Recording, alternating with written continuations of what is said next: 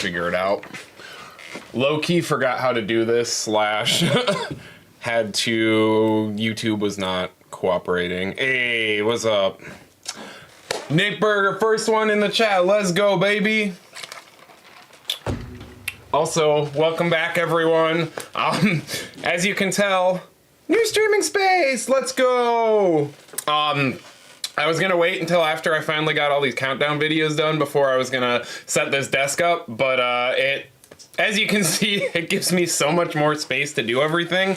So I just haven't gone through the effort of actually like decorating it yet. So for this little short, exciting, whatever, chill stream that you guys, whatever you want to call it, you got this. Feel so out of the loop. It's been like a whole month since I've done anything like this. Also, casually not eating any branded food items. So ignore that. How's everyone doing? Hey, let's go. How many we got? We got 4 people in the chat. Let's go. Let's go. So, as the title says, I'll talk a little bit about my West Coast trip. We can look through some of the footage that I've got. I don't have anything super, super exciting or that I've gone through yet. There's some cool stuff. There's some Hollywood and Knott lets you film inside their haunts, so I do have some POVs that I attempted to shoot with my new camera. Didn't turn out the greatest, but we can sift through that, and if you guys have any questions about any of the Halloween events or just want to hear my perspectives on stuff, just put it in chat. Since I've been back from this trip, all of the cats have been extra needy and annoying, so they're probably gonna photobomb here soon. Chino, baby. Here it comes. I have been gifted with the mystical bug for a good stream, hopefully. And he's gonna be sitting on my feet for the rest of this. So, anyways, I also wanted to get on here, say hi to you guys, check in, and finally show you guys some of this countdown video that I've been working on for so freaking long. I was really hoping that I was gonna be able to get it done before this Halloween season started, but like I said, Labor Day weekend happened and I was in Orlando for about 2 weeks doing HHN most of it, doing some filming, and then Hallow Scream, and that's pretty much it. And then I was home for less than a week, and then we went to Vegas and California, hit up all the haunts there, and I've been home for like 5 days or so right now. And tomorrow morning, I leave to go to Horror Nights again with one of my best friends for her first time, not only at Horror Nights, but at Disney we're gonna head up to for Mickey's Not So Scary, and that'll be her first time there as well. So I'm very excited about that, but I would be remiss if I wasn't a little bit excited for 2 weeks from now when I can just come back, sit, and focus on finally getting out all of these video ideas that I have for you guys. Yes, Scary Farmopoly here in the background. I figured I'd show some of my cool souvenirs that I got. Also repping the Cinema Slasher Not Scary Farm shirt, which is my favorite haunt there this year. And I also got the Reign of Terror hoodie. 30-minute long haunted house. Very, very fun. Was it my favorite thing at the event? I don't know, because it felt a little similar to what it did last year. So I kind of knew a lot of the tricks that were coming up, but I still had a lot of fun. Oh, Aaron wants to see the kitty. I see. Here's Chino. He's very angry. Yes. This is what happens when you beg for attention when Daddy's on his computer. Please nobody clip me saying Daddy and use it against me. Because I know that's not going to end well. But anyways, let's just go ahead. Let's get right into this countdown here. This is number 15 through number 11. There's still a few things that I need to add and tweak to it. But like I said, I felt really bad that it's taken me so long to get this out there for you guys. So I wanted to at least give you guys a teaser, since it's going to be at least another 2 weeks probably until I get it up. Then hopefully after that, content flood will be a lot more steady now that I'm not behind on this massive project. You guys ready? I can't hear you. Yes! Thank you, someone. I'm also being glared at again by Chino. You can come say hi, Mr. Cohen. There we go. Here. Come sit and be present. Yay, thanks for the hearts. Whoever sent hearts, I appreciate it. Also, I want to do a lot more streaming here when I get back, but I'm going to get everything set up for that as well. So, like, alerts for subs and supers, emotes, all that fun stuff, that's going to be a future project. But I do want to make this stream a lot more interactive and fun for you guys, so it's in the books of all the things I need to do. But let's see, is this the one? All right. Without further ado, here we go.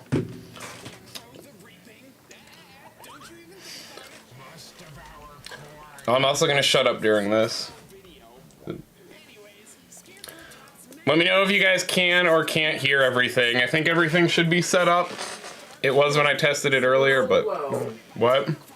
It's a little low. It's a little low.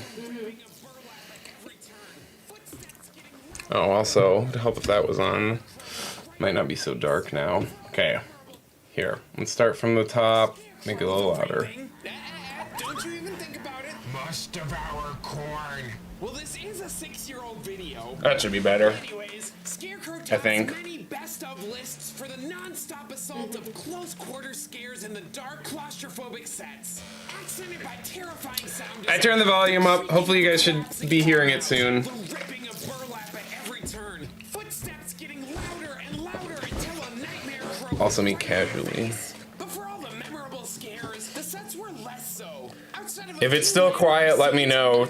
Then we'll make it 3rd time's the charm. Bird poop gazebo and the strobe-heavy cornfield lost the essence of the unending and close-quarter scares.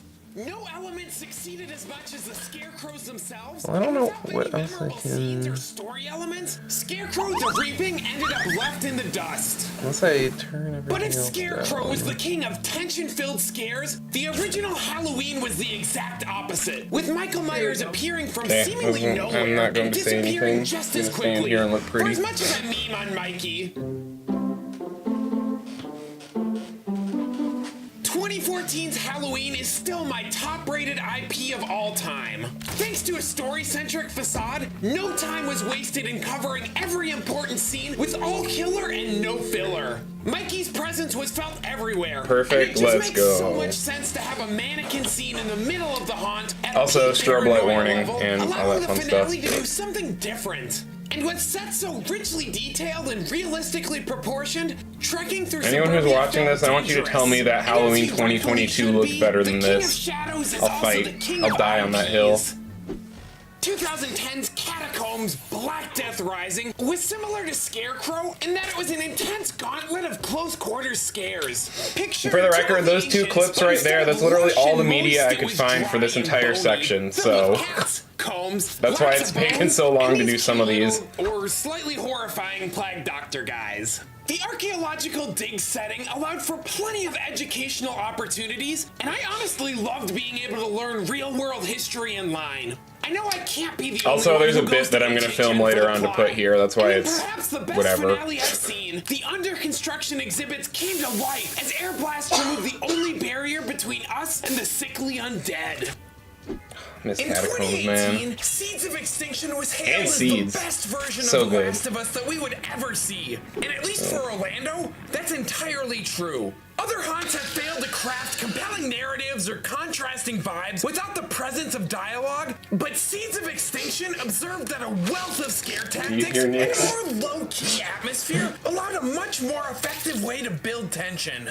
Beginning with quiet plant monsters lurking in the shadows, gradually revealing more destructive carnage in the sets. Guess I should have asked what you guys think number 11 is going to be. What do you think number 10 is going to be? What do you think is going to be the one right after this video? Let me know.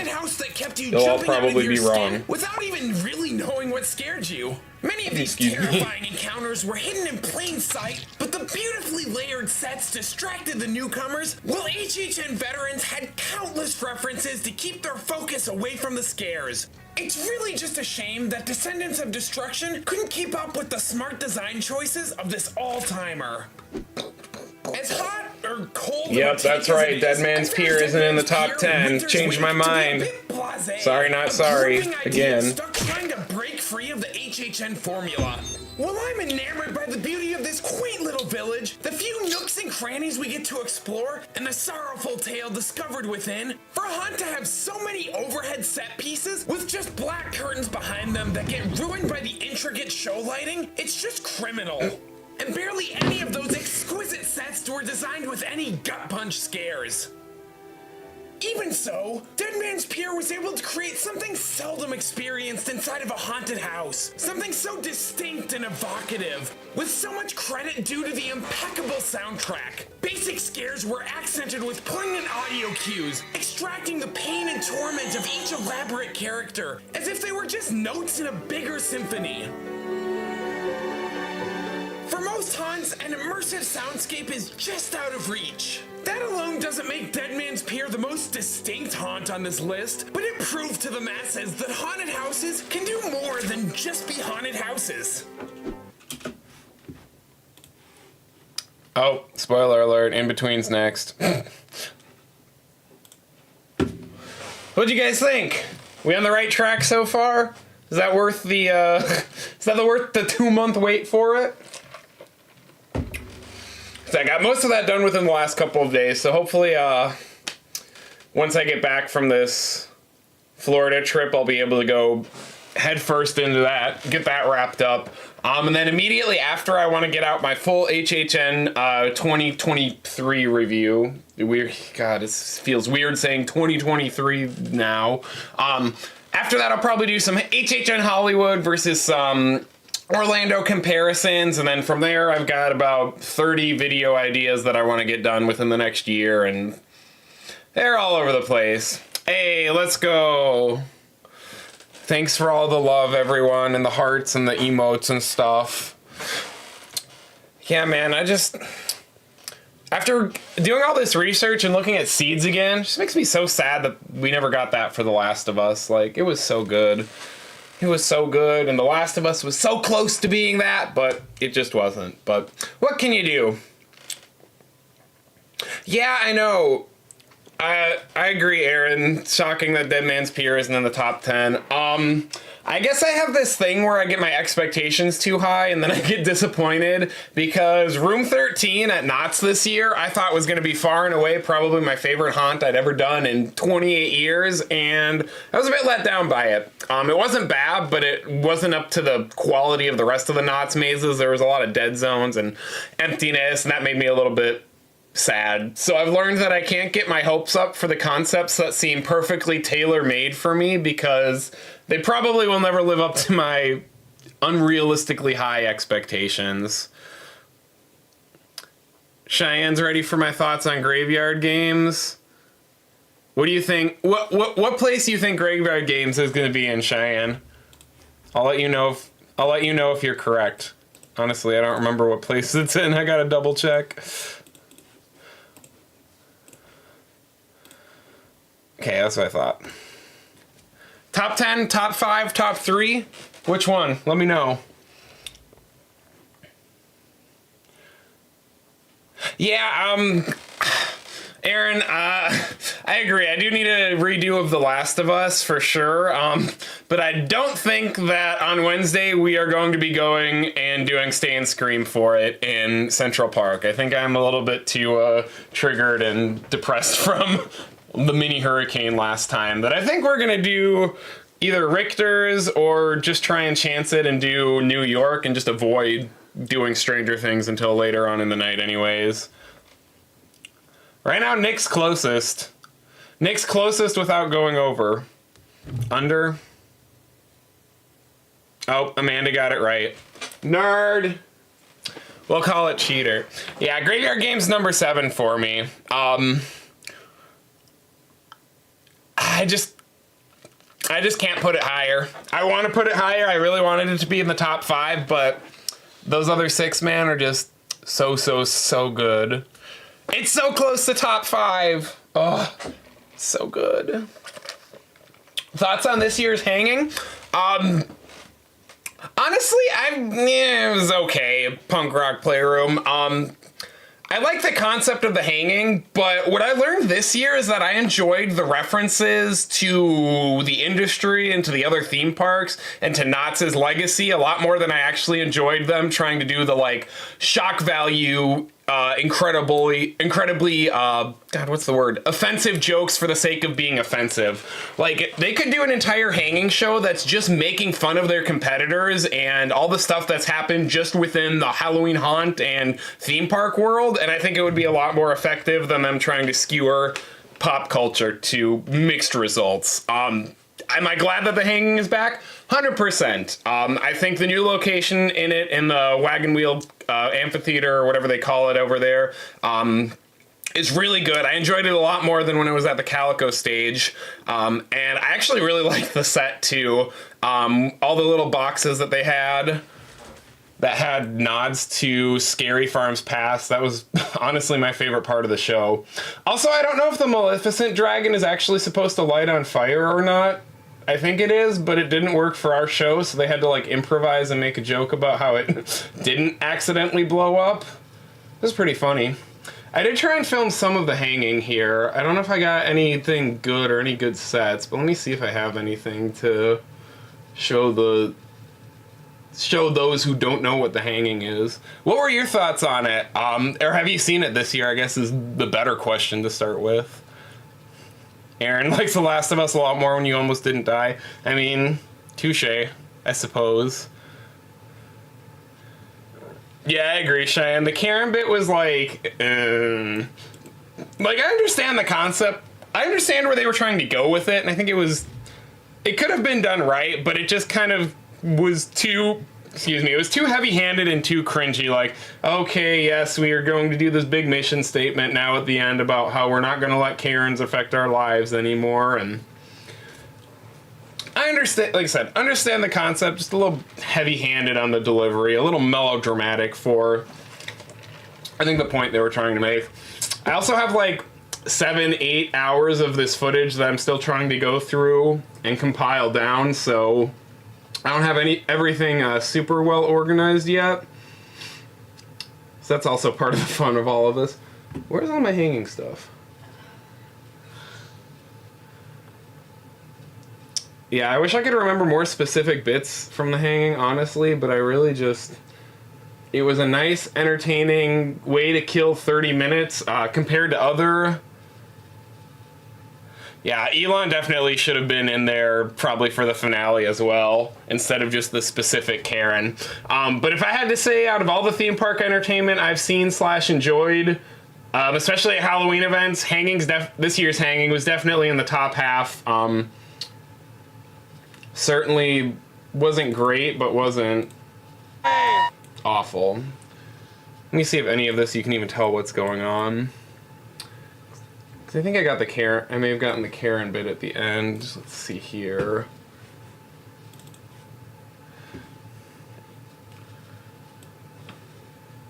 Yeah, you can't really tell too much what's going on, but let's see. Here we go. So for those of you in the chat who haven't been to Knott's and don't know what the hanging is, this is basically like their version of Bill and Ted. Every year up until 2020, I think was the last year that they did it, they would find a different celebrity or pop culture icon, and they would be the person that was hanged at the end of the show because they did the most crimes or whatever. Obviously, when Bill and Ted got canceled for the reasons it got canceled, which I'm not going to go into in this stream, and I'm not going to go into my thoughts on that whole debacle, but hanging got canceled shortly after that, but they decided to bring it back this year, uncanceled, make a big spectacle about how it was canceled, and now it's back. And it's fun theme park entertainment. It's great. Like I said, when they made fun of Disney, I was laughing my butt off. I thought it was hilarious. But when they tried to do the forced Karen stuff, it was just kind of like, okay. Let's see, how long is this one?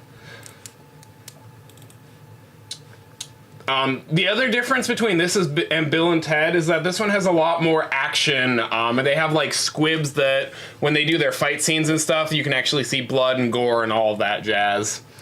But the other thing that I really enjoyed Need switch over again here to the stage.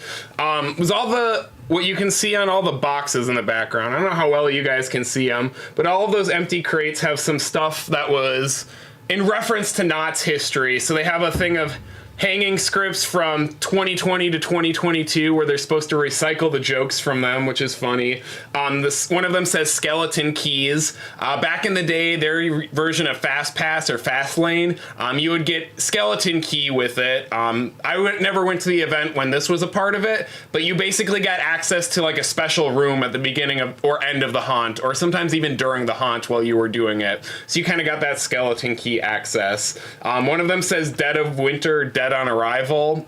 Dead of Winter was one of the haunts that they did in the ballroom where Cinema Slasher is this year, and it was winter themed, so it was supposed to be very quiet and very I want to say kind of like Dead Man's Pier, but without the lonely aesthetic and the sadness. It was just quiet and cold, and it was not received very well. So the fact that they were able to poke fun at themselves on the stage and saying that it was a terrible maze, I thought that was great. Some of the other signs on the set, like Trapped, Gunsinger's Glaive, Jack the Ripper, Old Haunted Houses as well. You can see the Karens. Security. See, and that was my other favorite part too, is when they were mocking the security guards of Scary Farm and they were mocking their own chaperone policy and bag policy. Like, that's the stuff that I enjoy. That's the stuff that I think is going to make successful entertainment, more so than trying to do the same type of cringy adult humor jokes that you can see a dime a dozen. All right. Now that I'm on a Knott's kick, let's go over to room 13, because I know I got some stuff inside there. I just have to find it. So, overall this year, I think Knott's Scary Farm was still my favorite event. I like the way that they do their scares a lot better than HHN Orlando. And somewhere in the universe, there is a perfect medium between the two of them. Where that universe is, I have no idea, but HHN is so scripted and static. Not that that's necessarily a bad thing, but they have their boo holes. They have everything on that trigger, so there's a lot less room for improvisation. And then Knott's, on the other hand, went the exact opposite, and they have almost no triggers. Everything is almost improv for their actors to do. Let's see here. But they also have a lot more animatronics that kind of act like a substitute for those actor-activated triggers at Knott, or at HHN. So you kind of get that feel, but somewhere in the world there's a happy medium where you have a balance between scripted triggers and improvisation from your actors, so you can get the best of both worlds. Your mom says bless you. For the record. Okay, let's see. I don't know how great this room 13 POV is. So this is the one that I thought was going to be my favorite haunt, like, of all of the coasts and all the events I did this year. And it ended up being just okay. It was a little bit empty. This hotel lobby scene was really cool. Room 13 is about a 1920s hotel where these prohibition protesters are basically being supplied with the devil's elixir, which is turning them all into crazy, murderous psychopaths. So the story itself is cool, and it interacts with the scare zone that's just outside. That endless hallway effect was kind of neat. But overall, this haunt itself was just a little bit bare. It didn't have too much exciting scenery in some of the rooms. I did like that animatronic, though. And it just was a little... didn't fully deliver on the promises, at least for me. But with that being said, this is definitely above half of the haunts I've gone through at HHN throughout the years, so I can't complain too much. You guys can see in the sink the little green remnants of that devil's elixir. Hopefully I don't get striked for showing explicit content with this, but I think we'll be okay.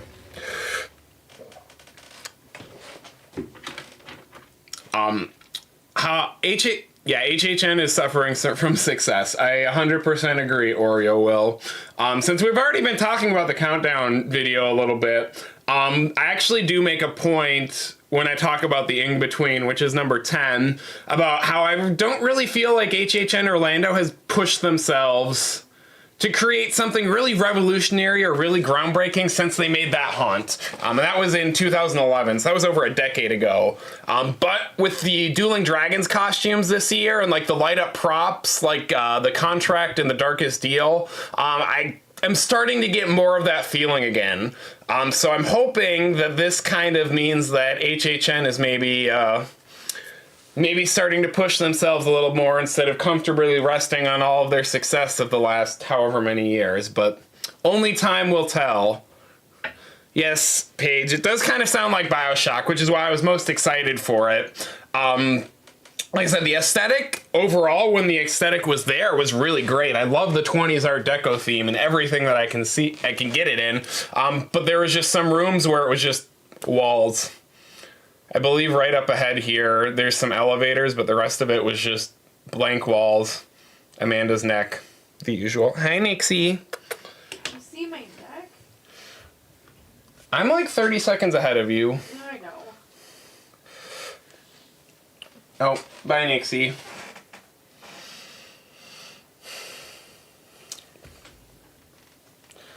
So yeah, room 13 overall wasn't bad. You can see this poor dude having some bad neck cramps, like, ooh. Homeboy needs to go to the doctor. And then soon here you end up going into the finale where you actually see the origins of the Devil's Elixir. This is the room where there's always that one character who has all the conspiracy theories. This is his room. He's figured out who's making this elixir. I'm gonna try and skip past some of these strobe lights because this scene was annoying. Oh, and then here, I'm gonna skip past this scene as well so I don't show too graphic. But it was a lot better in this one because this was the second night we went, but the first night, those bodies that were hanging from the ceiling, they were just these heavy props sawed completely in half. So they were really cool to look at, but it was like moving a 40-pound prop out of your way trying to go through this hallway. Like, they were having to pulse the haunt, like, one group every, like, 30 to 45 seconds because we're such a backup just trying to get through that hallway, and people were getting knocked. Kind of funny, but... So yeah, here's that cool finale. I enjoyed this room. Kind of see this giant devil head. I wish, like some of the HHN haunts, there was a little more audio that was actually explain what's going on in the house instead of just leaving all of it to kind of guesswork, but that's forever going to be my one thing. Let's see. Do we get anything of Chucky on my camera? Do you know? I don't know if I did. So I will say, let's see, do I have Cinema Slasher on here? Yeah, Mary, they were heavy. Okay. So overall, while I'm looking for the next whatever clip I want to show you guys, because I want to see if I have anything from HHN Hollywood. Universal or HHN Orlando is still far better than Hollywood. Last year I think was pretty good, and I think this year at Hollywood was definitely a lot better than last year, which is saying something. But they still have the issue of, but they still have the issue of those black hallways. Universal Monsters was of course the biggest offender this year because literally half of that house was just black hallways, and it was terrible. What they had was great, but the black hallway stuff was just so ugh. Killed it. Let's see, did I get... Okay, I don't have a Chucky walkthrough. I have a Monsters one. You don't have a Chucky? No, because I didn't do that much filming at HHN, remember? Because my camera was being cranky. I was having memory card and battery issues at HHN, so I didn't get as much footage as I wanted. And like I said, you are able to film in the haunts there and the West Coach, which I think is kind of nice. The actors definitely play it up when you see a camera, and they'll definitely put on a performance. And I tried really hard not to try and interrupt the flow of the people who were behind me while I was filming. I tried to stay going at a constant rate, so I wasn't bottlenecking the whole house. But I do enjoy that you're able to do it. And I do enjoy that you're able to film. It makes it feel a lot less like a big once-in-a-lifetime thing that you can't miss anything, and more of like an interactive exhibit, if that kind of makes sense. Oreo Will, I could argue Hollywood this year is better than Orlando last year. Yeah, let me think on that one, but, you know, solid. This is the facade for Chucky this year, because I did get this. Well, I was going to say, last year, Legends, Collide, and Dead Man's Pier were my top two. Is this gonna maybe... There we go.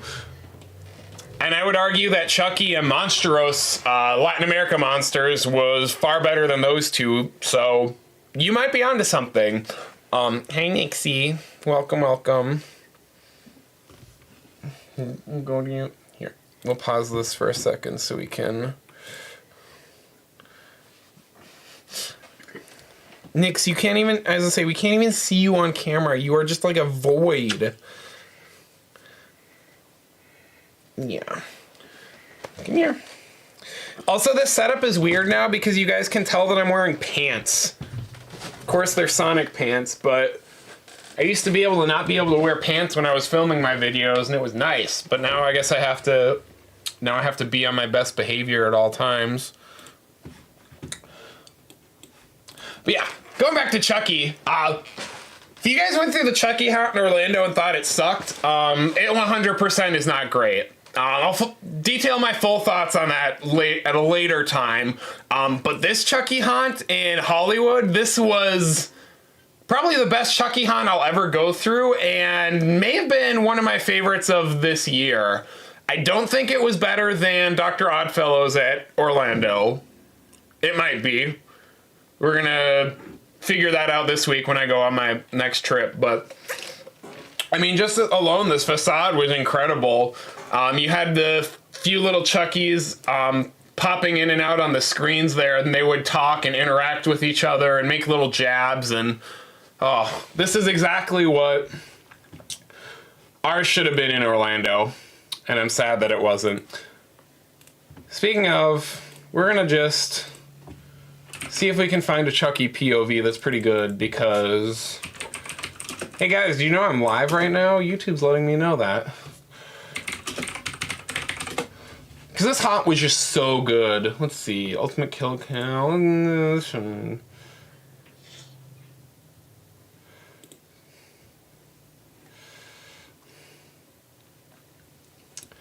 Okay. Let's turn on this Attractions 360 one. Maybe I'll remember one day how to do this. There we go. So my other biggest, as we're watching this, my biggest criticism of HHN Orlando is just that they don't have any puppets or animatronics. Everything is solely relied upon the actors for them to do all the heavy lifting for all of the scares. So being able to see a Chucky house that is predominantly Chucky animatronics was so good. Like, I'm very proud of Universal Orlando this year for implementing Chucky the way they did in the costumes and actually having the puppets for the actors to... Hi, Nixie. And actually having puppets for the actors to interact with, but it still just feels so static sometimes. Punk Rock Playroom, yes, we did buy the interactive torches for Knott. They had a little stand right by Ghost Town, and the exit of Ghost Rider, where we ended up getting them. I think it's the one where you can get all the collectible pins. I think they're sold out of them now. I would like to say that they was a little bit better than it actually was. It was a neat concept, and in all honesty, my favorite part of it was just it helped me light up some spots that were darker so I could get some better footage of it, or I could appreciate the detail of some certain areas a little bit more. So for me, it was less about being an interactive prop that actually did things in the haunt and more of just a way for me to appreciate these sets a lot more. I liked it. I felt like it immersed with the different lighting. I felt like I was paying more attention to my surroundings to like understand why it was changing color.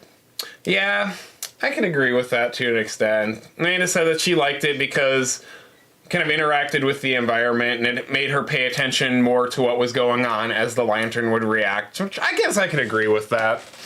And also, as you can see in this Chucky house so far, the detail is so much better than our haunted house was. And all of these are animatronics and not just puppets. And Chucky's quips were far more true to the character himself, at least in my opinion. When this is the scene that might be my favorite haunt scene of all year. You've got Chucky puppet on this character, and then I think you've got 5 or 6 other ones in this room. He walked past a few of them, but there's one that's in the window right there. You've got the one on that guy. Like, there's so much movement in this single scene, and there's more movement in that single Chucky scene than there is in our entire haunt in Orlando. So I know it can be done.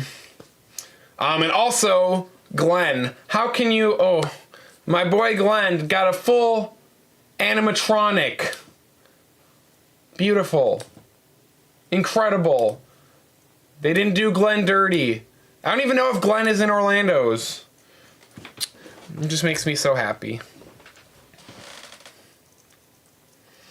Oh, also Chucky getting straight up murdered is definitely a highlight. And this scene also, this next scene here, I believe, yeah, when you go into the woods, I thought this was funny because this is where, like, Hollywood and Orlando flip-flopped. Like, this scene showing all of Chucky's death is so good here. You've got 2 sets of puppets and the giant Chucky, whereas in Orlando, we literally have one little room that's all black that only periodically lights up, and then you've got some printed backgrounds with a little puppet that pops out of Chucky being on the back of whoever. Like... feel like the events kind of switched. It's like the events switched their identities for a few houses this year. It's really weird. Yeah, I don't think we do have Glenn. Oh, there is a Cheyenne. There is a Gigi actor. I think they're portraying Glenda, or who was Glenda in the show. But it's an actor, not an actual puppet. Or animatronic or whatever, which makes me upset, but it was just so nice seeing all of them in person. Let's see here. Let's go over, so I think that was probably I don't know how good this footage here is going to be, so we're going to figure it out together. So I think that was my second favorite one in Hollywood. For those of you who haven't been to Hollywood's event before, normally they focus a lot more on IPs, and only in the last couple of years have they started introducing more and more original concepts. And normally they would still only have 2 or 3 original houses max each year. So the one big original haunt they tend to have year after year is something based off of some type of Latin America myth. And this year was Monstros, the Creatures of Latin America, I believe was the full title. So it was kind of a mashup haunt of some of those creatures that they hadn't been able to touch on in the past.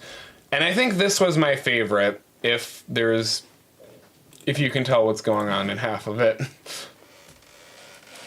But this one was just so intricately themed and so good. And this animatronic right here, like, oh... doesn't even need to be scary. It just needs to be beautiful, and it makes me happy.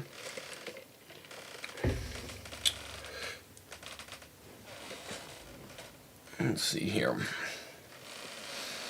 But with that being said, this kind of felt like it was going to be the grand finale on that Latin America Monsters theme this year. This feels like it was kind of the way to wrap up all of the ones that hadn't been done before. So I'm curious to see if we get a sequel to this one.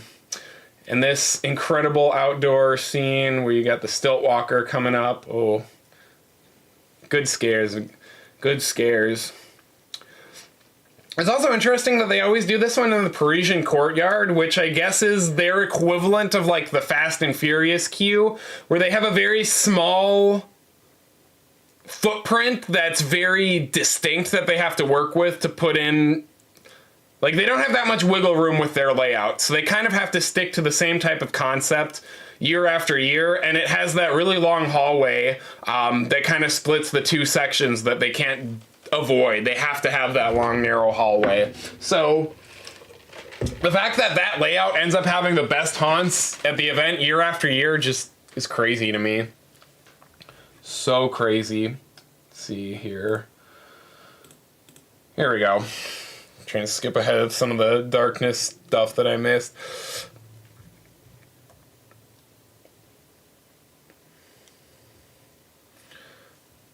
Excuse me. Yeah, I also might rag on HHN Orlando a little too much for doing some repetitive type scares. But this bone bag was incredible. Literally, they had like 4 boo windows right next to each other, all with different actors. So within the span of like 8 feet, you had 4 actors popping out on the same side, and then you had that giant puppet right at the end to end it off. It was so freaking cool. And then I loved this this little final scene here, this little stinger. So if you go back, or if we go back to the beginning, it's the same crypt. I don't know if you can see the crypt keeper here, like digging the graves.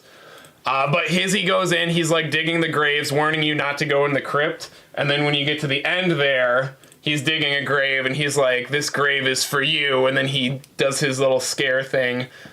I just thought that was a really nice touch to tie everything together.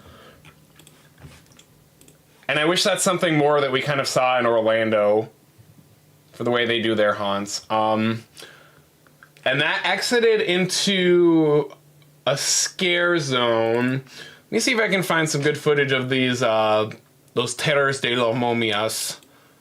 Because these actors were going ham. These dudes were crazy. And I know I have one specific shot of these dudes. Maybe it's here. And you guys can watch while we scroll through, because I can't remember which video specifically it was. But these guys were going ham. There was like, oh yeah. Let's see.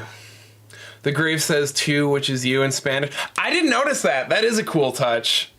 Good catch, Aurelian. Let's see. Yeah, that's cool.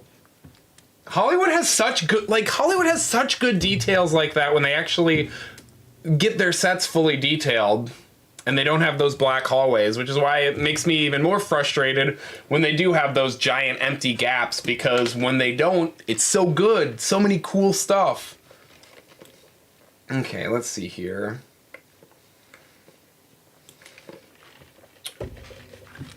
I don't know if it's this one, because I've spent a lot of time in this scare zone filming. There we go. Those two were tag teaming like no tomorrow. Can't remember if I got more of them in another video or if it was just this. Look at that. Like, oh, this made me so happy. I was having so much fun just watching these guys.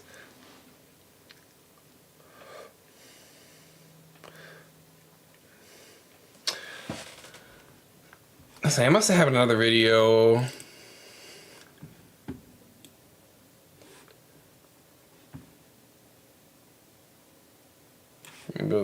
Maybe it's this last one. Look at that. Oh, so beautiful. I wish that some of our scare zones had props and vignettes that had a little more detail than what we've got in Vamp, because this stuff was so cool.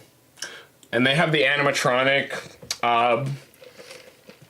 skeletons that would kind of tell you the story of everything that was going on as well, which I thought was a neat touch, because I can't remember any Orlando scare zones having any animatronics until Shipyard 32 this year. Also, I don't know if I'm in frame or not, because I have so much stuff open. Let me sneak back in here.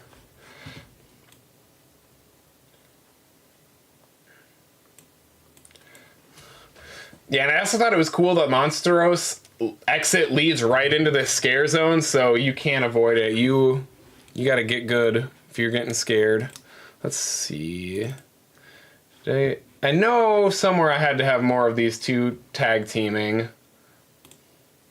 Because I haven't had fully time yet to go through all of this footage and get it all organized and work on videos for it yet, because I've been trying to get that final countdown video done for you guys. And I'll be traveling again next week, so it might be even a little bit longer, but it's one of the reasons why I wanted to hop on this stream, so you can at least see some of the stuff that I've been working on and some of the stuff I experienced and talk about it a little bit. Like, look at this dude. Oh, so good. We were having a full-blown conversation there. I don't remember the context of what it was, but he was full-on gesturing to me and wanting me to go along with him. Does he? Yeah, I was gonna say, he comes back at the end of this video and he was he was having a great time making sure that she was all put together. And then I think after I walked away, he went back and gave her a kiss on the cheek. That was funny. All right.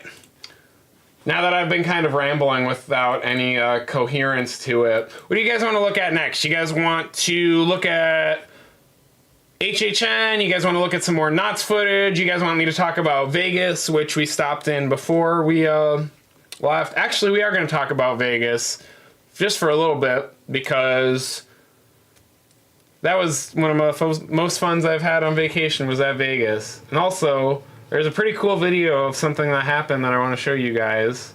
The only problem is I have to find it, so give me 20 years.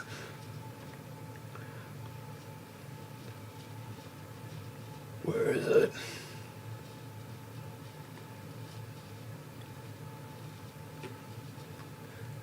I literally just had this opened up. Oop. As everything else.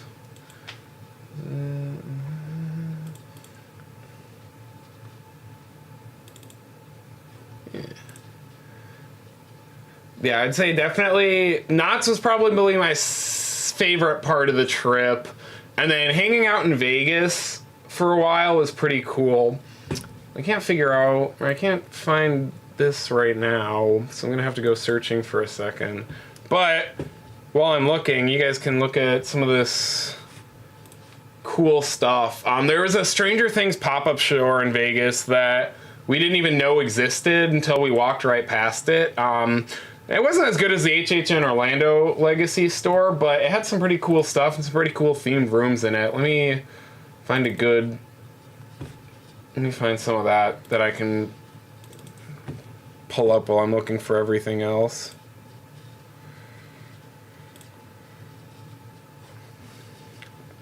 So this was at the Vegas, or the Stranger Things tribute store in Vegas. I want to make a video about our, not about our Vegas trip, but just kind of why I think it's a good idea to stop in Vegas before you go to California. Because it's one of those places where you can go back again and again and again, and there's always new stuff to see. Hello, mouse, where are you? There we go. But there's new stuff you can see every time you go, and it's one of those things where it's just kind of a nice place to hang out and do a little bit of like a relaxing getaway type thing. Stranger Things logo. Let's see. So yeah, it had a pretty cool entrance as well. And some good photo ops. I even got a shirt from there, and I don't really even like Stranger Things that much, but their merchandise section was on point, so they were able to get my money. Let's see, Aurelian, do we know much about the HHN thing in Vegas yet? No. I do know it's going to be in Area 15, which is over by Omega Mart, which we did stop by. I didn't see anywhere where they were like breaking ground on it or anything, so none of the construction looked visible yet. If there was, I was going to do a little bit of a video or a little bit of a bit on it, talking about what we could maybe expect, but I'm not too sure yet. I don't know too much, but you know that I'm definitely going to be there as soon as I can to try and figure that out. Punk rock. Did we go to the U2 concert in the Sphere? No, we didn't go in the Sphere, unfortunately. I think the U2 concert was after we had already left, because we did this before we did California. So this was like September 20th or so. But after seeing videos of that Sphere, like inside the Sphere, I want to go to a concert there so bad. That would be awesome. It looks so cool. Ooh, was there a Stranger Things experience in LA? We didn't do that one. This one was just the Vegas one. Maybe we need to. Next trip. Speaking of the Sphere, I didn't get great stuff. This is the first time I was using my camera, was on top of the Strat. But I tried to get some footage. You can see the Sphere in the background in the whole strip, and then me walking around and doing stuff. But man, that view, things don't get much better than that, I'm telling you. It was mildly terrifying being 1,100 feet in the air and so high up from everything, but that view was undeniable. Oh, I wish I had the video of you being afraid to go up there that I could play. Actually, it might be on Facebook. I might think. Will, stop talking about Creed. I hate you so much. To be fair, Creed isn't that bad, but that meme maybe lost it. Yeah, as I say, the Vegas store might have been the same as the ones that were in LA. It might be the same. I can't tell if it's different or not. Said I normally, outside of like Halloween events or stuff that I know that I'm actually going to be able to attend, I don't really look too much into everything else because I don't want to get myself disappointed. I'll have to go look. Oh, Steph B says it's on Facebook. I might have to take a look then and see what it is. The week after we left, yeah. There's something else. Hey, Will, was there something else that happened in Vegas that you want to talk about? If not, I have the video. And as I was rewatching this, my favorite part is just watching the people in the background's reaction. Yes. Like, I'm gonna have to play this a few times so that way we can appreciate their their reactions. And this was the reason we stopped in Vegas, by the way, was because my boy Will got engaged, and I'm so happy for him and Cheyenne. Like, oh, I was crying. You guys can't see me crying on the other side of this video. Yeah, look at these incredible people in the background after you appreciate this incredible proposal. Just like, oh, hey, what's going on? Oh yeah, video the Strat, yeah. Yeah. We got a lot of good, we're gonna do a lot of videos we were taking in the Strat. We got a lot of cool stuff. That was a good time. Not as good of a time as this, but yeah, say everybody say congrats to Will and Cheyenne. I'll send you guys the video once I get off stream. I finally just actually got it uploaded right before I started doing all of this, so now that I actually have it on my computer, I'll send it over to you guys. Actually, I'll just put it on a flash drive and I'll give it to you guys when I'm there tomorrow, so that way the quality doesn't get destroyed by me trying to email it or sending it on Facebook or whatever. Yeah, it was the indoor gardens at Bellagio. Really, so many great places in Vegas. Just so many photogenic things. And honestly, a lot of the places on the Strip aren't that expensive. So I was saying I want to do like a quick video of like why you should stop at Vegas on your way to California. Because you're not going to be spending that much more money in Vegas than you would just trying to stay anywhere in LA, let alone the cost for gas if you have a rental car. And it's not a bad place to just sit around for 3-4 days. You can, even if you don't have a lot of money, you can just you can splurge one night on a fancy restaurant, and the rest of it, all you have to do is just walk around and enjoy the sights. Plenty of free stuff, plenty of sightseeing. And like I said, every 2-3 years, if you guys do a annual California trip like we try and do, every few years, stop by, see what's new, check out some things that you missed the last time you were there. And it's one of those, evolving areas that there's always something to do and there's always something fun. And I've never been to Vegas and not enjoyed it, even when I was, even when I was very sick. And God, what was that, 2017? Even when I was sick and felt like I was dying, I still enjoyed just being able to enjoy the views and everything in Vegas because there's just so much cool stuff to see there. Let me see, do I have any other good Vegas stuff? That's not gonna take like 20 years for me to sift through.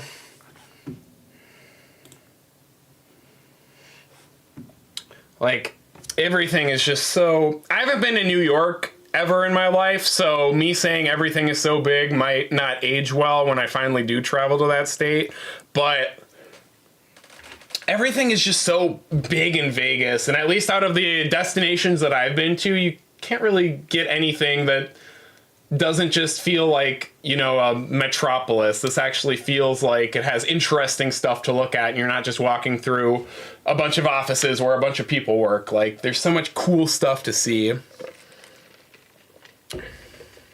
You want to do Omega Mart and hopefully the HHN thing? Yeah, 100%. If you actually want to see some Omega Mart stuff, somewhere on here, I do have Omega Mart.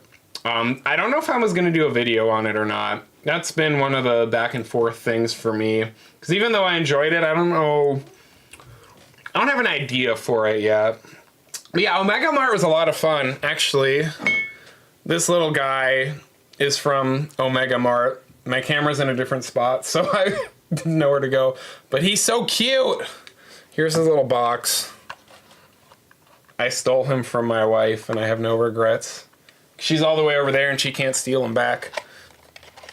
But yeah, I would highly recommend Omega Mart. Something that you're definitely not going to see anywhere else. And once that HHN thing opens, I'm hoping. There's a new haunt that opened at Mall of America in Minnesota this year. The only reason I know is because that's my hometown where I used to live. But they have it themed to like some Louisiana bayou. But it also has a themed bar and everything that goes along with it. And it's in that mall type environment. So I'm hoping maybe I can find a way to look at videos or see something of that this year, because I couldn't find really anything online. But I think that might be a decent glimpse of what the HHN might look like over here in Vegas. Or Omega Mart and HHN back to back is going to be a godly experience. Yeah, for sure. I'm trying to find a video of Omega Mart that's like not too wildly out of context or strobing. Geez.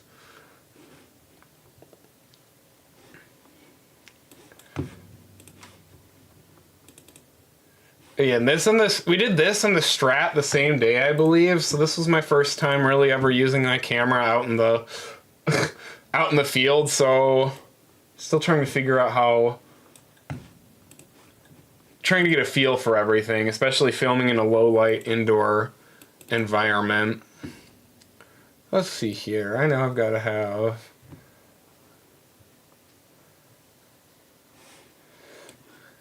some good stuff.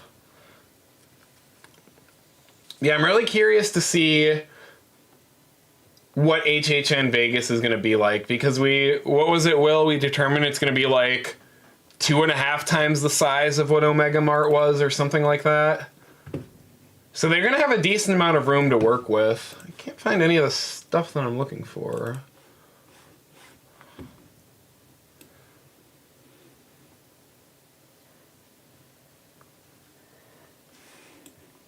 I'm going to look at Amanda walking on the ground a lot.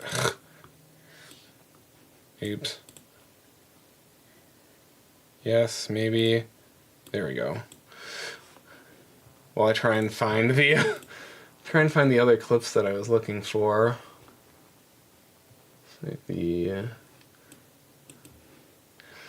Yeah, Omega Mart, definitely an immersive experience. If you're like me and you have a short attention span and you're worried about like not being able to discover all of the lore and everything, you will still have a perfectly great time even without going too in depth on all of the story elements. Some of our friends that went got really sucked into the lore and they completed all of that. We didn't. We did some of it and we enjoyed and we just casually enjoyed it. And it was still a great time. Like, I mean, just look at this projection mapping and stuff. Like, it was just so cool to be inside. I've actually went... That's awesome to hear, Orwellian. Did you do Hollywood's or Orlando's this year? Well, either way, great year to start off for either of them, because these are some of the best years I've seen at either of the events in a minute. But yeah, I had to redo my countdown rankings a little bit because I had to separate the actual quality of some of the earlier houses from just the purely euphoric religious experience of actually just being at HHN for the first time and going through the hallowed past and having my first ever HHN house be a 20th anniversary mashup. I was just, I was in heaven. If you are in the LA area and you want that religious experience again, go to Reign of Terror in Thousand Oaks. That's what I'll say. Here, can we reenact what Will looked like when we were going through Reign of Terror? It's a 30-minute long haunted house, give or take.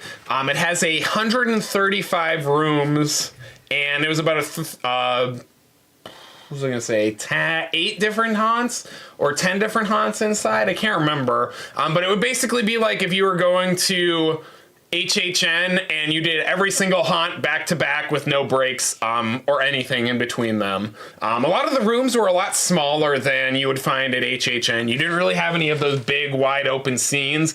Maybe, like 10 to 12 feet wide was maybe about, like maybe 12 by 20 was maybe the biggest room size that I can remember. But, it was so good. And they rely a lot more on animatronics than they do on actors. So you have tons of animatronics that are dropping from the ceiling. You've got some, like, vampire girls towards the end that are on, like, a scissor lift type of thing. So they're all the way back here, and within half a second, they are right in your face. They fly that quick. That made Will jump, I think, 2 other feet. I gotta say, I'm trying to remember what my favorite Will reaction was. I know I saw him do a few times as he was jumping back. Can't remember what other. I think he almost fell down at once. Will, or at one point too. Will, he almost fell down in the asylum. I remember. Ah! So good. I need to stop making fun of you, but let me tell you that going behind you in that haunted house was one of the best experiences of my entire life, because it was good to see people finally get scared again. Not like HHN scared. Also, sorry to all the children that I woke up by moving around. I hate to Yeah, no, I have to go take care of them. They're fine. Yeah, the bridge dropping.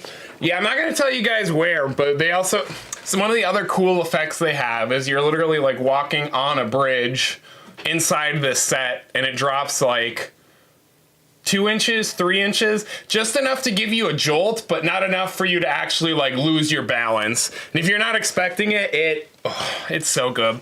I want to talk about Reign of Terror, but I don't, because I want you guys to experience it yourself, because doing it for the first time is like one of those things that you're never gonna get to see something like that again, and it's so cool.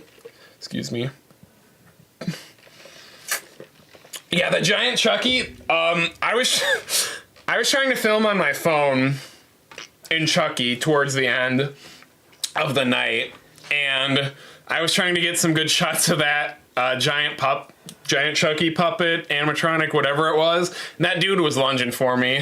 He could tell that I was trying to film, and he was not having no mercy. He was like, I'm gonna make sure you get scared while you're doing this.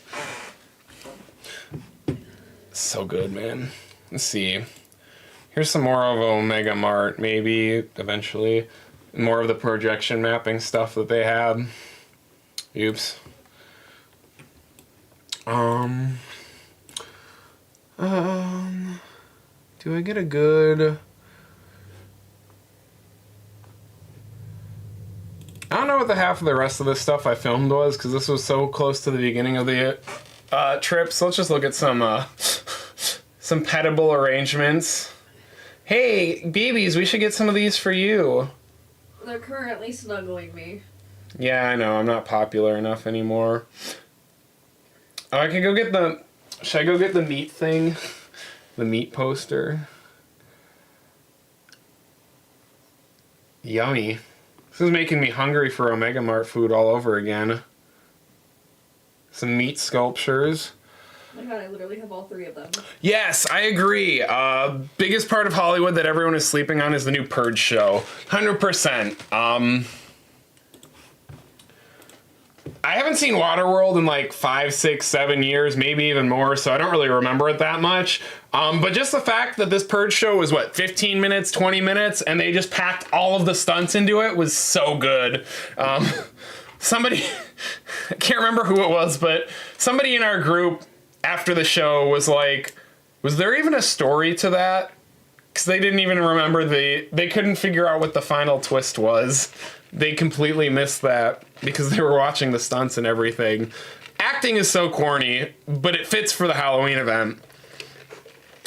So I should retcon my earlier statements of enjoying the hanging so much, because I think I enjoyed Purge Dangerous Waters a lot more because I knew it exactly what it was supposed to be.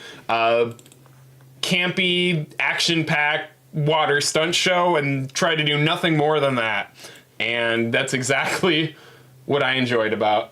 And that's exactly what I want when I go to a Halloween event. I don't want to watch... I put all my brain into trying to figure out the stories of the haunted houses and enjoying all of that stuff. I don't want to watch a show where I have to pay attention to a bunch of stuff. I just want to sit back, laugh, have a good time. Let's see, let's got a few more.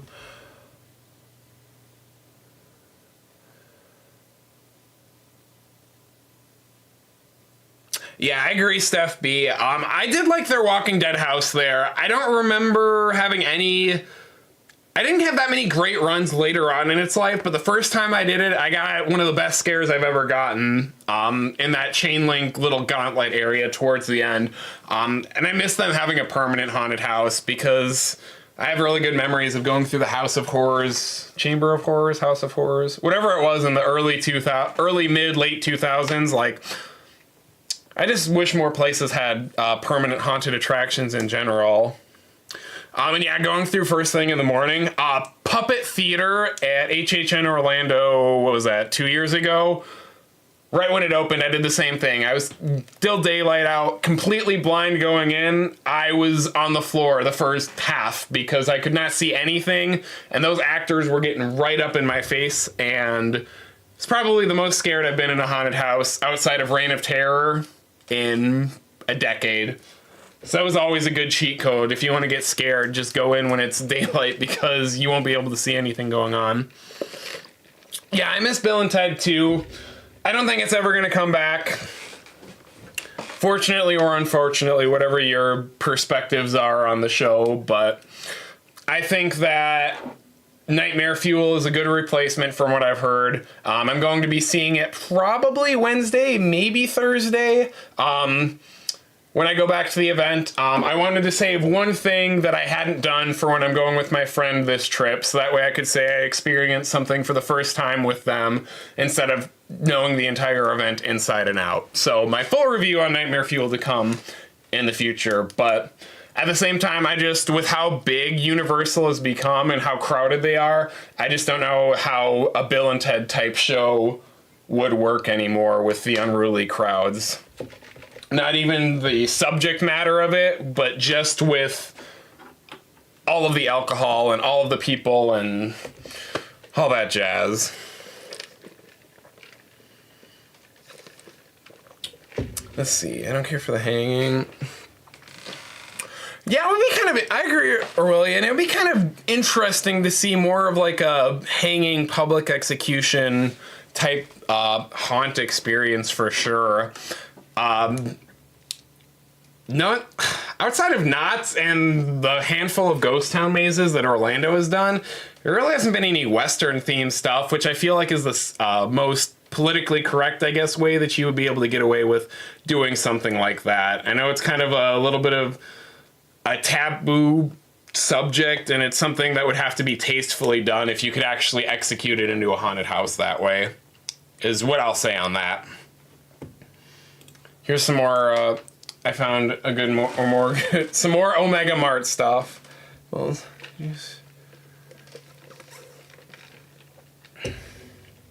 I don't jump scare easily, but if you get the feeling of everyone cheering for... Stay tuned for my final countdown video for HHN. My number one pick, I don't want to say it has the same concept as that, but the reason it's my number one is because it was able to create feelings that are similar to kind of what you're describing there. Maybe not necessarily the same, but it would be able to conjure up emotions that were more than just you're in a haunted house filled with jump scares. It brought light to real world horrors and felt more real than a haunted house has ever felt for me. So that might be something that, if you stick around, that might be something that you might find some interest in learning a little bit more about. Hopefully that video will be up in the next 2 weeks or so. I also wanted to buy literally everything here at Omega Mart, but suitcases and money. Also, I'm grabbing a cat, BRB. I'm pretty sure everyone just heard you, Nixie. Look, you're on the screen. Ugh.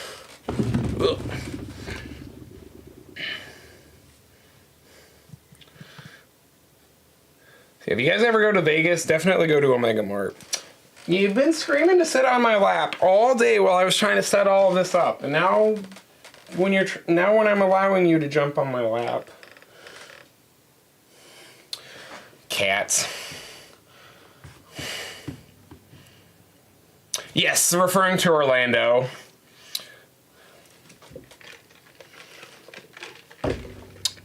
Do you guys have any other questions? Anything else that you guys want me to discuss? I've still got a pack for tomorrow, so I wasn't going to be doing a super long stream.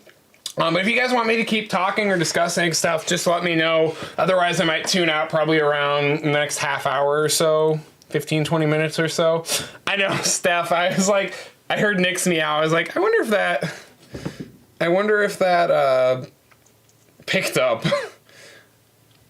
Sabrina's in the house. How are you doing? It's been a long time since we've talked. What's up? You just added Omega Mart onto your bucket list last month. Yeah, for sure. It's very immersive. Like I said, so many little cool Easter eggs and just stuff to look at. We spent, what, 2 hours? 3, I think. 2, 3. We spent like 2 to 3 hours in it, and that was with us just casually looking at everything and not really getting too deep into the lore. But you could easily spend 4, 5, 6 hours there, maybe even more, if you really wanted to get into it. I just did not have the attention span, and I was still a little bit worn out from my 2-week HHN Orlando trip. Okay, let's see. Do I have any other Omega Mart stuff here that isn't blurry or 5 seconds long?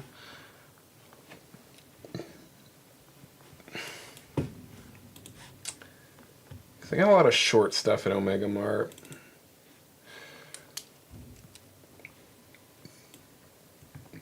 And all the products and all of the memes there were like my personality to a T. I'm trying to find the one video where I got all the products. Because I was like, wow, this is literally like, this is what my Facebook posting memes is. It's literally like humor that nobody else would understand. I finally felt seen and heard and accepted. Oops. Hopefully that doesn't... I don't know.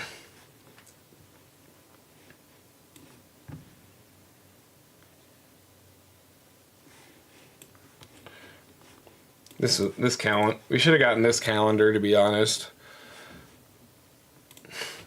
2024 Diconic moments. Look at that. Look at them. They're living their best lives. They're having so much fun.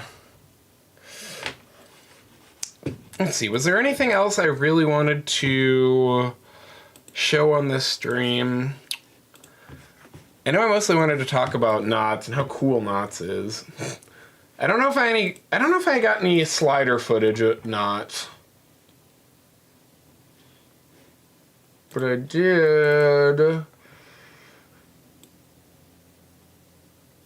May have gotten some in the cloud area, I don't know.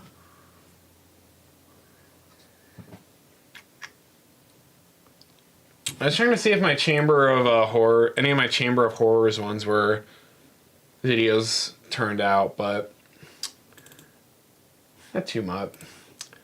I do want to see if my Goring 20s stuff. So I thought this was also one of my favorite parts of Knott's. So in addition to Room 13, which we talked about a little bit, they have the Goring 20s scare zone, which is just outside, that has all of those crazy Prohibition era people drinking the devil's elixir and going crazy. But they also have that live performance up there where they'll have live music and they've got dancers, and it's just such a good energy. It's so much fun. It's something you don't often see in a scare zone, where you can be dancing with them one moment and then terrified by the actors the literal next moment, and they can turn just like that. And it just brings such a fun energy, and it's not just you walking through looking for people hiding out. Oh, I had such a great time in this zone. I could have spent all night in there. So good. Let's see, how are we?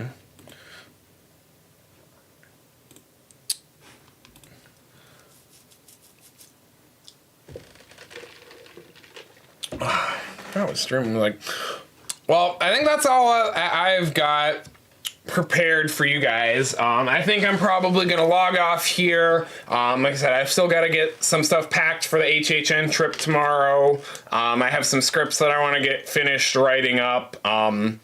So that way, hopefully when we get back in a week, I can hit the ground running. We can do another stream and kind of discuss everything that has happened, do a more formal catch-up debate, stuff like that. And then I just want to get content out for you guys. I want to get these videos done. I want to get the 800 ideas I have in my head out of my head, so that way you guys can finally see what I've been thinking about and working on for Lord knows how long.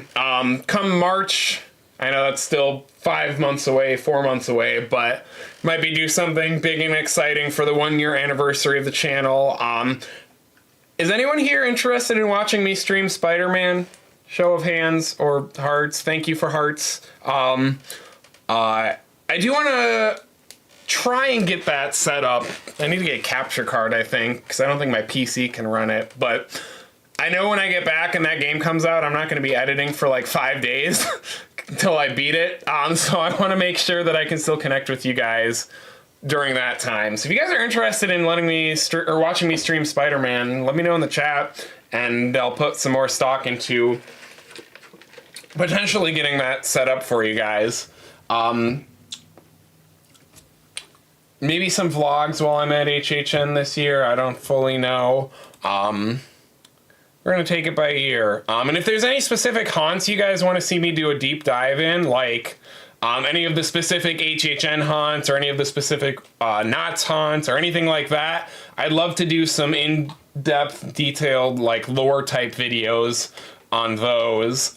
Before we do this final wrap up here, we watched this earlier in the stream. The final section, or the first section of my final countdown video that you guys have been waiting on. And I see that we've got some more people who have just joined us / weren't here at the beginning. So I'm gonna go ahead and put that on for you guys, so that way we can watch, or so that way you guys have a chance to see that there as well. Let's see here. Hopefully the audio should be working better this time. But now I'm going to shut up for the next 4.5 minutes approximately, outside of my normal quips here and there. So if you guys have anything you want to hear my last thoughts on before I sign off, let me know in the chat while this final countdown teaser is playing. Anyway, Anyways, Scarecrow tops many best-of lists for the And my non-stop cat assault is eating a of close-quarter scares in the dark, I love claustrophobic Parenthood. sets. Accented by terrifying sound design, the creaking Yeah, of thank you for being patient, everyone. I appreciate it so much. Been working to get these videos done for you, but it's a lot trying to find footage that actually works and or create footage when none exists, especially for a lot of these older The haunts. confusingly empty bird poop gazebo and the strobe-heavy cornfield lost the essence of the unending and close-quarter scares. No element succeeded as much as the scarecrows themselves, and without many memorable scenes or story elements, Scarecrow the Reaping ended up left in the dust. Scarecrow is so good, But man. if Scarecrow was the king of tension-filled scares, And once again, I dare anyone to watch this Halloween section and tell me that this looks less detailed than the 2022 version. For as much as I dare you. I'll pop off. 2014's Halloween is still my top-rated IP Sabrina of all says, time. please stream. Thanks to Okay, a story I'll find a way to get it set up. No time was wasted in covering every important scene with all killer and no filler. Mikey's presence was felt everywhere, and it just makes so much sense to have a mannequin scene in the middle of the haunt at peak paranoia level, allowing the finale to do something different. And what's set so richly detailed and realistic. And again, as well, if you guys notice any little errors or anything you think I should expand upon a little bit more in this section, let me know. IPs.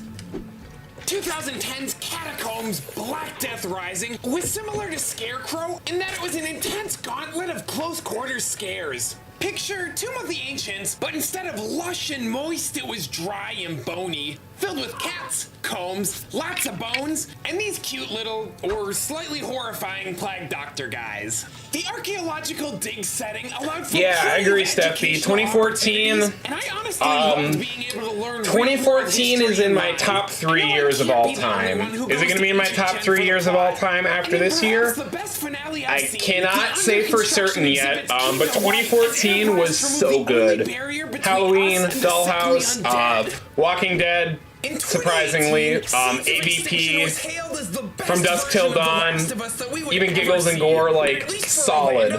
That's entirely true. Other haunts have failed to craft compelling narratives or contrasting vibes without the presence of dialogue, but Seeds of Extinction observed that a wealth of scare tactics and a more low-key Also, now that I'm rewatching this, a much more effective way to build I feel like some of these Seeds of Extinction's characters are in Jungle of Doom this year, and that's why I like them so much. More destructive carnage in the sets before unveiling creatures that no longer cared about subtlety. Seeds of Extinction managed to create a different kind of nightmare, a haunted house that kept you jumping out of your skin without even really knowing what scared you. Many of these terrifying encounters were hidden in plain sight, but the beautifully layered sets distracted the newcomers, while HHN veterans had countless references to keep their focus away from the scares. It's really just a shame that Descendants of Destruction couldn't keep up with the smart design choices of this all-timer. As hot or cold of a take as it is, I found Dead Man's Pier, Winter's Wake to be a bit blasé. A gripping idea stuck trying to break free of the HHN formula.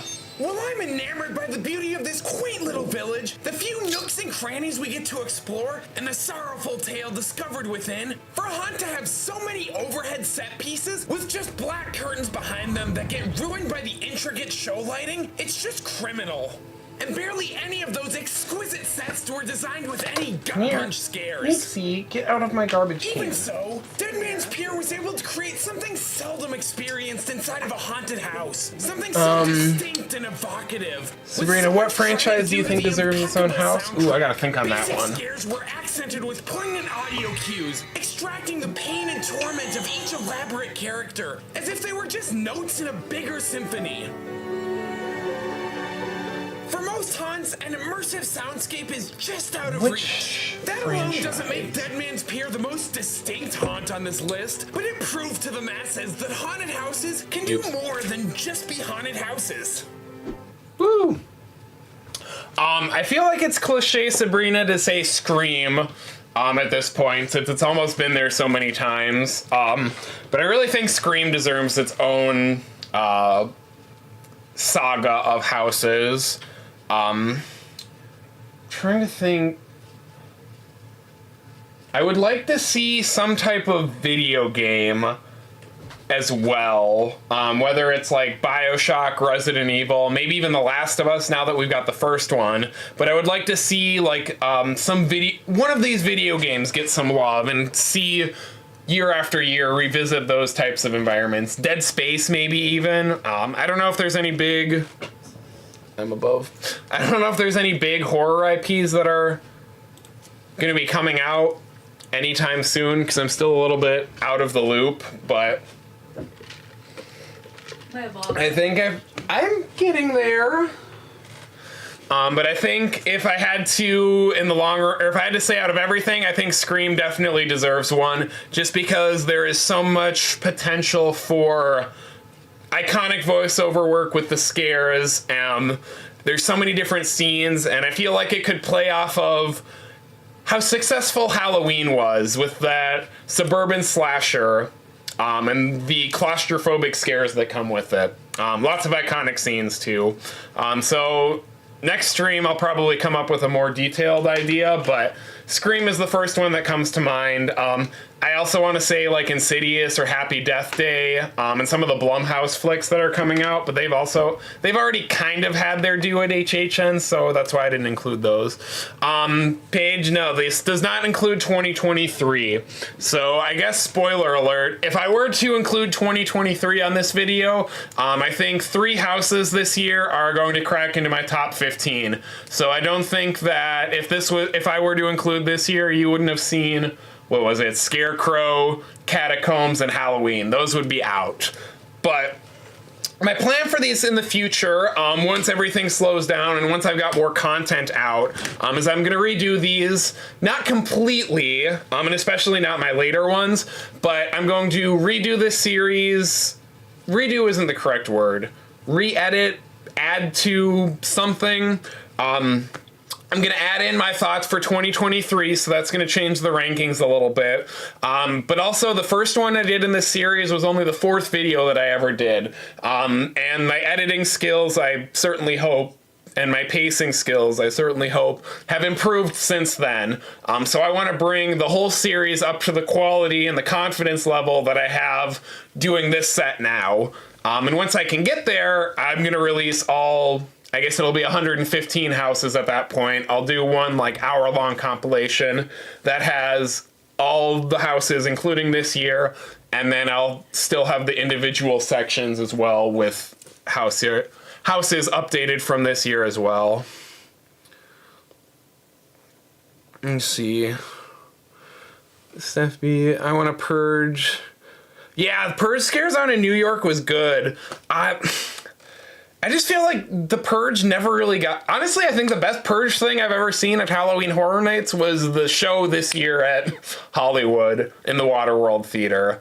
I feel like the Purge is just such a good concept for Halloween, but they've never found a way to really execute it well outside of just angry people who are able to get away with murder. If they can find a way to make it more...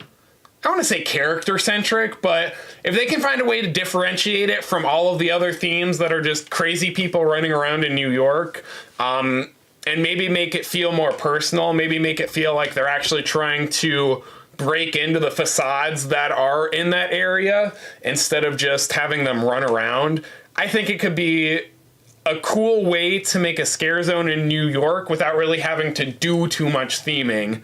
Just have them interact with what's already there and have them make it feel more like New York and less like whatever they're trying to dress it up as, if that makes sense.